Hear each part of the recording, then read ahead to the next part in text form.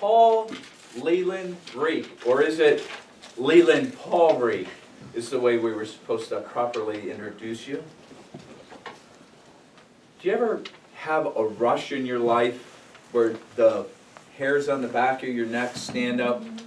My first time doing my first opening speech, I absolutely had that rush of adrenaline and proudness. Did you have that feeling? I did. Absolutely. And I could tell. I was so darn naive, I thought that my speech was so great that I was getting a standing ovation because of that. It was. Your first speech was awesome. And here's why it was awesome. You did something that is very natural in speaking, what you're supposed to do in one of your goals, and you had a very strong body. Your body was incredibly strong. You talked about the story of your life, 3 major points, which you should do in your speech when you're speaking. You talked about your early life, you talked about your career, and you talked about your midlife crisis that you had. That was an excellent job. One of the things that I think that you should improve on, which what always helps me, is how do you memorize a speech? That's really hard for me. As a matter of fact, I have a book that I'm reading right now on how to be a better memorize things.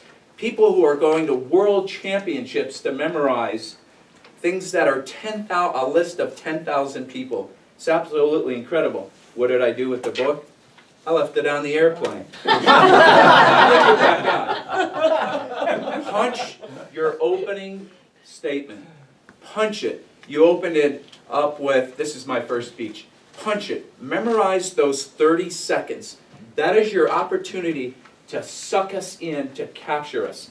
And if you memorize that, then you only have this much more of your speech to go. So for instance, you could have opened up, since you know sign language, you could have went, and you would have grabbed us in. Punch your conclusion. Punch it.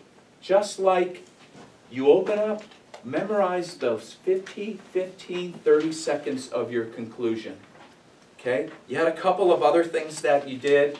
You were very natural with your notes. You spoke very naturally.